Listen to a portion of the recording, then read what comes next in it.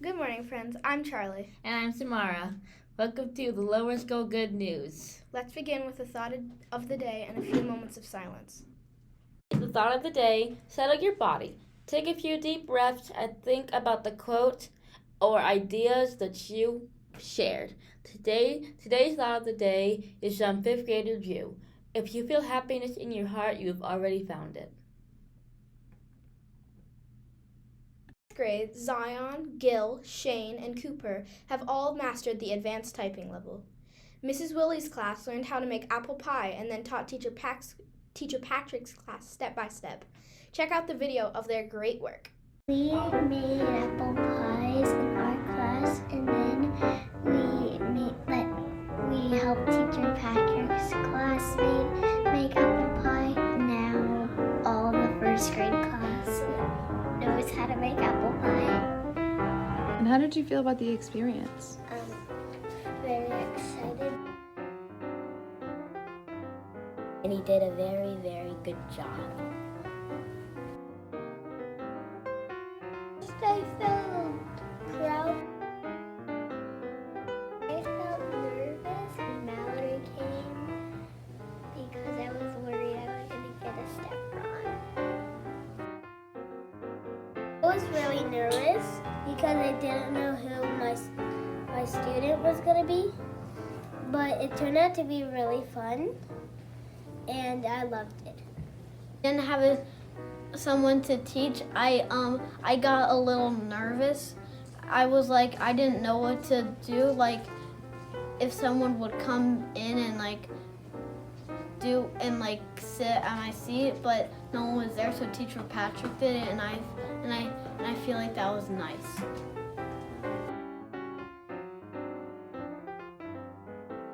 Nervous who my partner was going to be, but I forgot some steps, but then I remembered it at looking at the sign.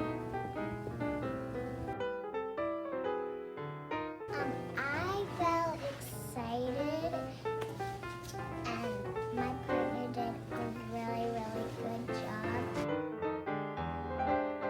Really nervous when Adeline came in, but Adeline surprised me. I noticed that Grace did a very good job at folding the clothes of the apple pie.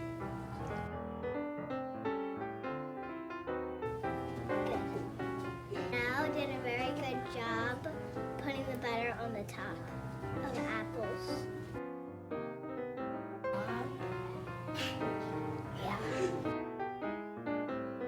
I had fun, and my buddy did a really good job at cutting. Fun, and my partner did a really good job folding. I was kind of nervous when they came in, and I didn't know what it was going to be. Well, it turned out to be kind of nice. I was kind of nervous when they came in, but my partner did a really good job cutting the apples. Partner, when I was making apple pie, he did a good job cutting the apples.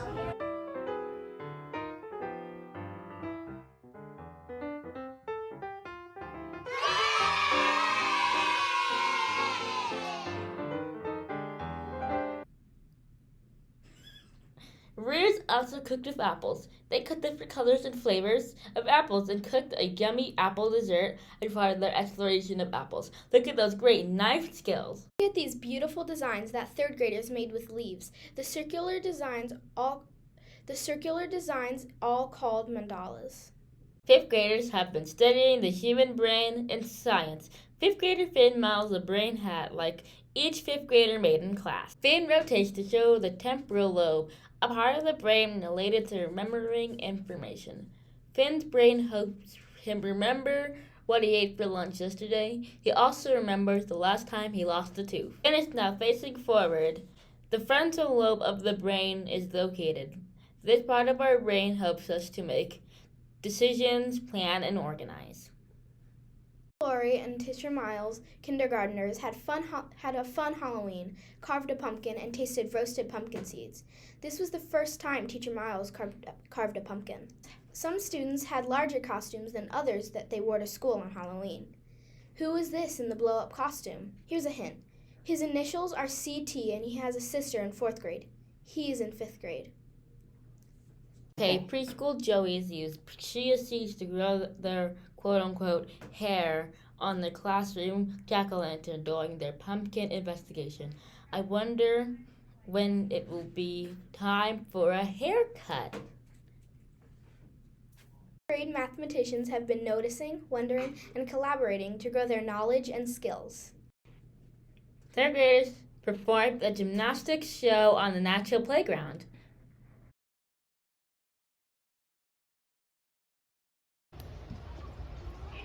And presenting for the great gymnastics show, presenting first up, Isadora!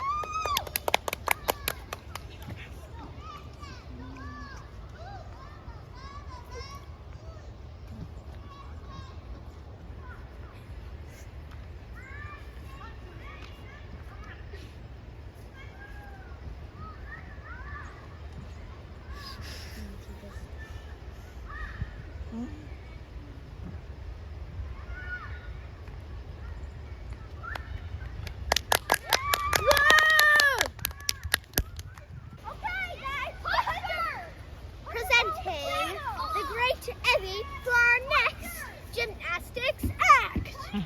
Take it away.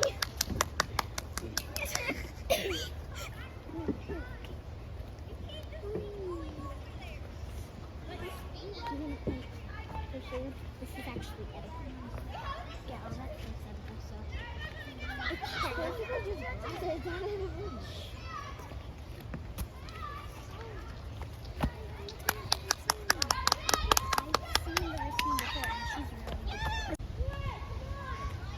Presenting the great Riley for the next gymnastics act. Ta-da! Take it away. Riley. Riley's beautiful.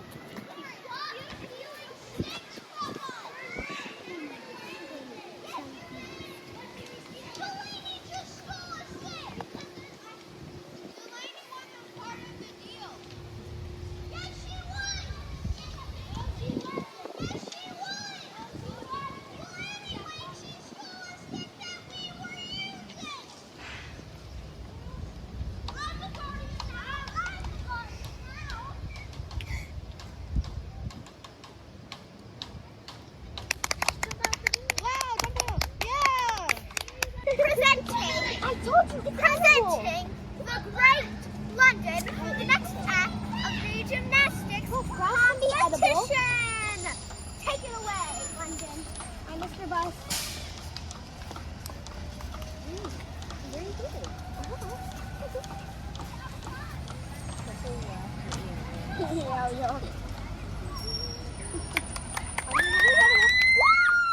I can't clap. I haven't cleaned my hands. Presenting the great Alex for the next gymnastics show. The best, the one, the only, Alex. Take it away.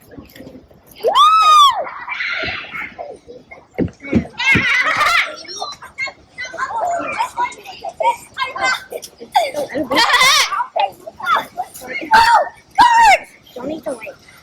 Can't eat this still. Okay, this actually, you'll remember it. Exactly.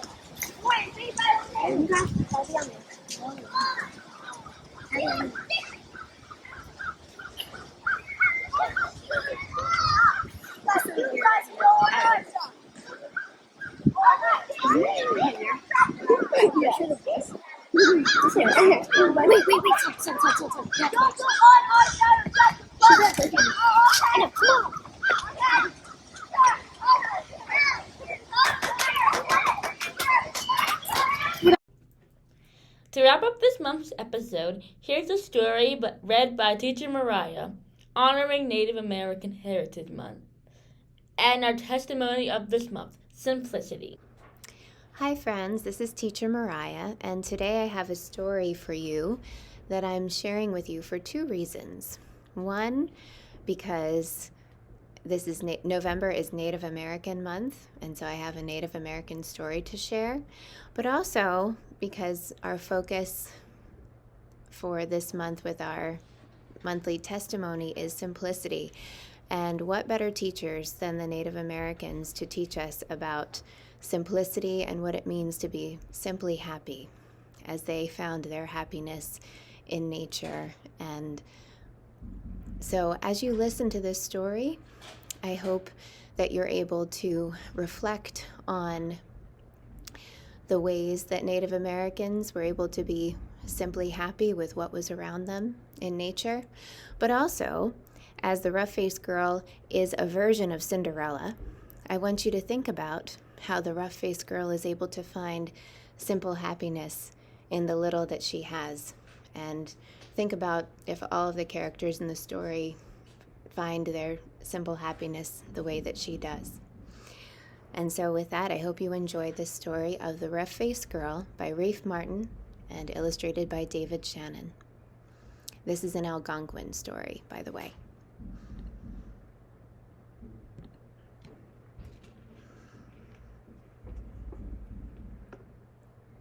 Once, long ago, there was a village by the shores of Lake Ontario.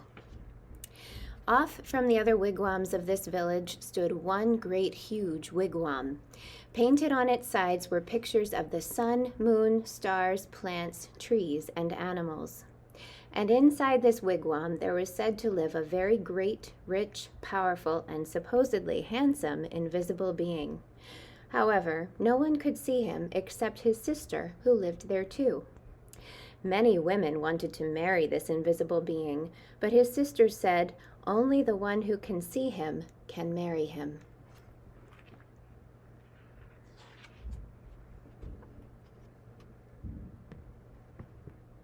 Now, in this village, there lived a poor man who had 3 daughters. The 2 older daughters were cruel and hard-hearted, and they made their youngest sister sit by the fire and feed the flames. When the burning branches popped, the sparks fell on her. In time, her hands became burnt and scarred. Her arms, too, became rough and scarred. Even her face was marked by the fire, and her beautiful long black hair hung ragged and charred. And those 2 older sisters laughed at her, saying, "Ha! You're ugly, you rough-faced girl!" And they made her life very lonely and miserable indeed. One day, these 2 older sisters went to their father and said, "Father, give us some necklaces. Give us some new buckskin dresses. Give us some pretty beaded moccasins. We're going to marry the invisible being." So their father gave them these things. Dressed in their finest, the 2 girls marched through the village. All the people pointed and stared. "Look at those beautiful girls," they said. "Surely they shall marry the invisible being." And if those 2 girls were proud and hard-hearted before, they were even prouder now. They walked haughtily through the village. At last they came to the wigwam of the invisible being, and there was his sister waiting. "Why have you come?" she asked. "We want to marry the invisible being," they answered. "That's why we're here." "If you want to marry my brother," she replied, "you have to have seen him. Tell me, have you seen the invisible being?" "Of course we've seen him," they insisted. "Can't you see how pretty we are? Can't you see the beautiful clothes we wear? Oh yes, anyone can tell that we've truly seen the invisible being." "All right," she said quietly. "If you think you've seen him, then tell me, what is his bow made of?" And suddenly her voice was as swift as lightning and as strong as thunder.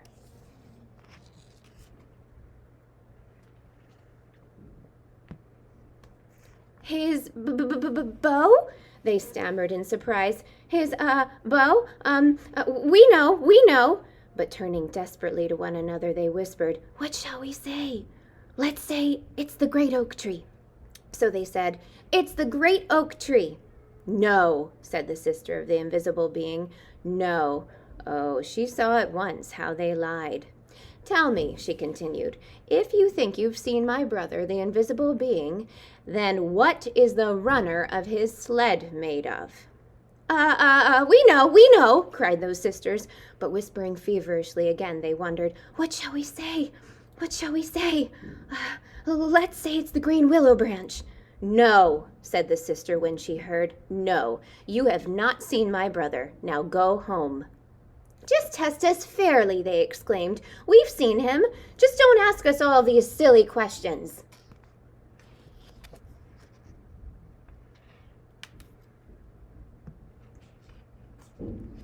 All right, said the sister of the invisible being. Come with me. And she took them back to the great wigwam and sat them in the seats furthest from the entrance, the guests' seats. Soon they heard footsteps coming along the path. Then something stepped inside. Though they heard breathing, the two sisters still couldn't see a thing. Suddenly, a great bow and a beaded quiver of arrows appeared in the air and were set down. But though those two girls sat there, their eyes wide, all through that night, they never saw a thing more. And in the morning, they had to go home ashamed.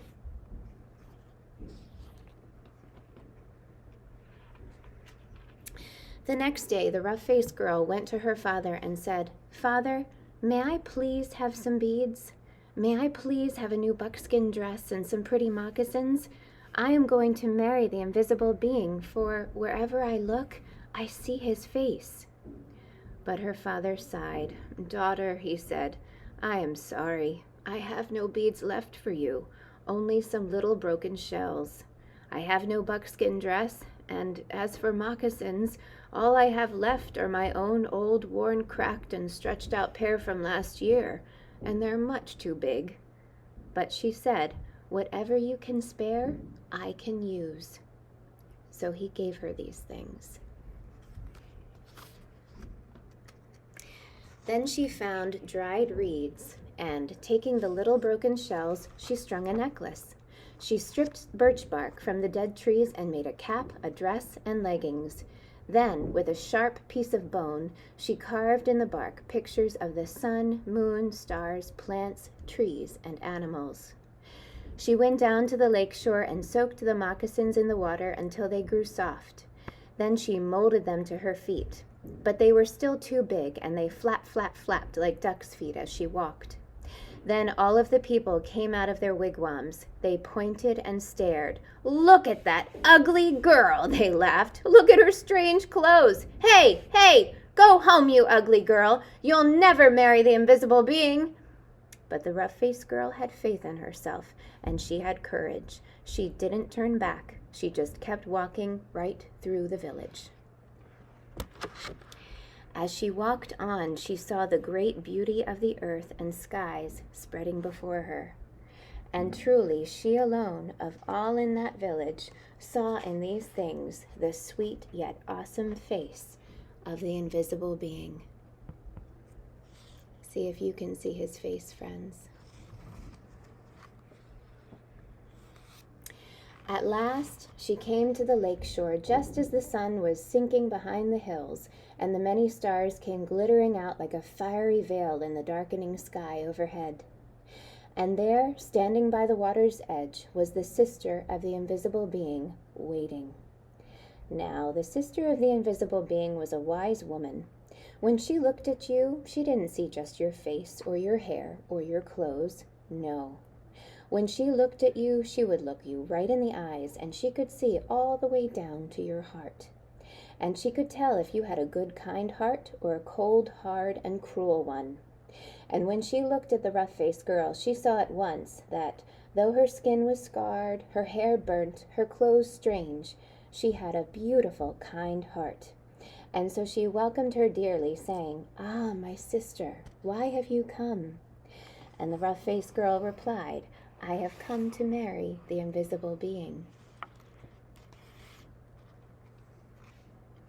"Ah," said the sister, very gently now, "if you want to marry him, you have to have seen him. Tell me, have you seen my brother, the invisible being?" And the rough-faced girl said, "Yes." "All right then," said the sister. "If you have seen him, tell me, what is his bow made of?" And the rough-faced girl said, "His bow? Why, it is the great curve of the rainbow."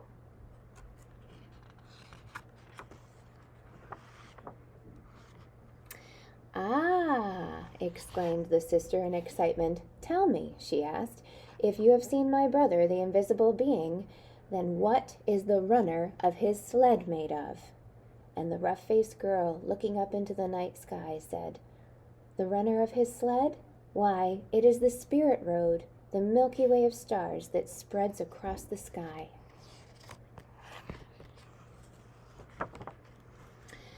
"Ah!" cried the sister in wonder and delight. "You have seen him. Come with me." And taking the rough-faced girl by the hand, she led her back to the great wigwam and sat her in the seat next to the entrance, the wife's seat. Then they heard footsteps coming along the path, closer and closer.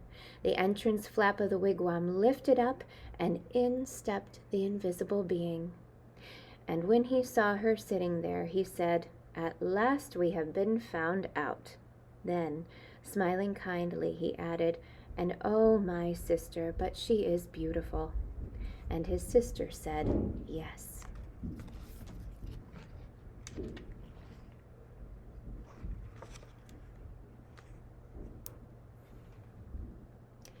The sister of the invisible being then gave the rough-faced girl the finest of buckskin robes and a necklace of perfect shells.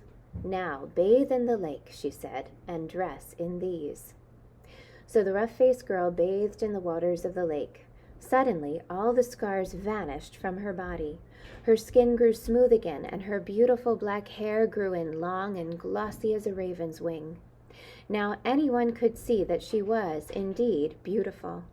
But the invisible being and his sister had seen that from the start.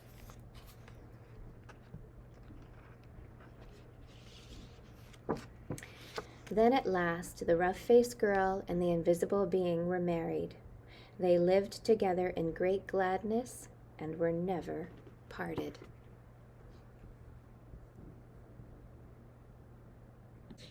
We hope you enjoyed this episode of the Lower School Good News. Remember to be kind, find the light in each other, and have a great week. Bye, friends. Bye. Did you stab it? No, I didn't. Oh my God,